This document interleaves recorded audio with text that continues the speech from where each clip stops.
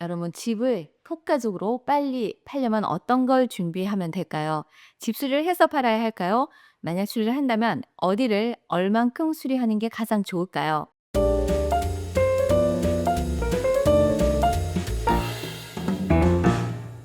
안녕하세요.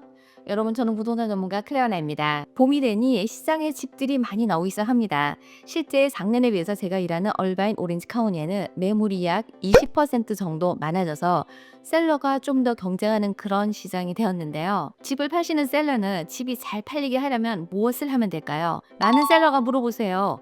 집 수리를 해서 팔아야 하냐고요.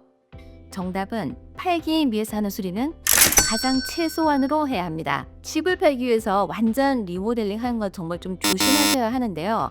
투자한 만큼 그 돈을 회수 못할 수가 있습니다. 그래서 집을 팔려는데 수영장을 넣는 조경을 다시 하거나 키친의 캐비넷을 전부 바꾸고 화장실의 욕조를 모두 바꾸는 등 이런 대공사는 절대 권하지 않는 것들입니다. 내가 만약 사는 동안 키친의 동선을 나에게 맞게 하기 위해서 키친 전체를 리모델링 하거나 혹은 아이들을 키우는데 수영장이 필요해서 조경을 완전히 새로 했다면 그 가치를 사시는 동안 충분히 누렸을 겁니다. 그리고 나중에 되팔 때 그 투자 금액의 약 절반 이상 회수한다면 별로 억울할 게 없는 투자가 될 겁니다. 그러나 집을 팔기 위해서 만약 완전히 리모델링 한다면 그 가치만큼 회수하지 못하는 그런 경우가 종종 있습니다.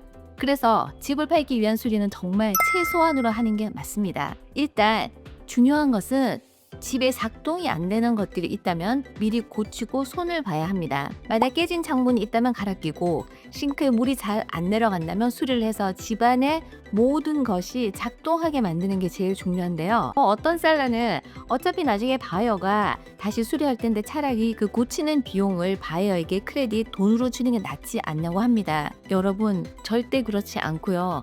메커니컬한 것들은 반드시 수리를 하고 고쳐서 집을 내놓는 게 맞습니다. 그리고 만약 에어컨이나 히터가 오래되었지만 작동한다면 새 것으로 교체할 필요는 없습니다. 단지 모든 것을 작동하게 만드는 게 제일 중요하거든요.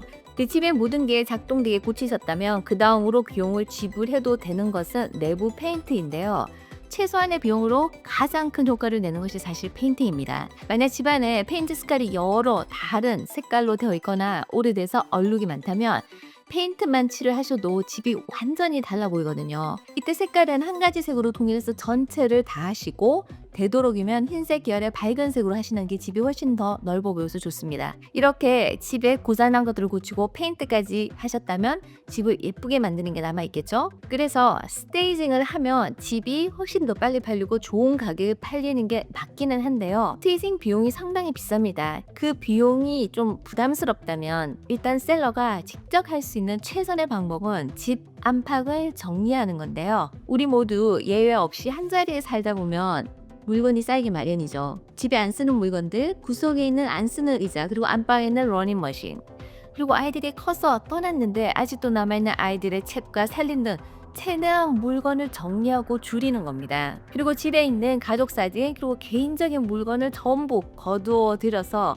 누군가가 이 집에 들어섰을 때 사람이 살고 있는 흔적을 가장 최소한으로 하는 겁니다. 그래서 바이어가 이 집에 들어오면 본인이 이 집에 사는 것을 머릿속에 그려볼 수 있게끔 셀러의 흔적을 없애야 하는 게 가장 기본입니다. 이때 집에 있는 물건을 빼서 차고에 두기도 하고 때로는 외부에 있는 스토리지 공간을 빌려서 아예 물건을 거기다 옮기는 셀러도 계신데요. 차고에도 물건이 없으면 더 좋겠지만 그래도 그 정도는 괜찮으니 외부 스토리지를 빌리는 대신 차고에 물건을 두셔도 괜찮을 듯 합니다. 근데 그 다음에는 딥 클리닝을 하셔야 하는데요.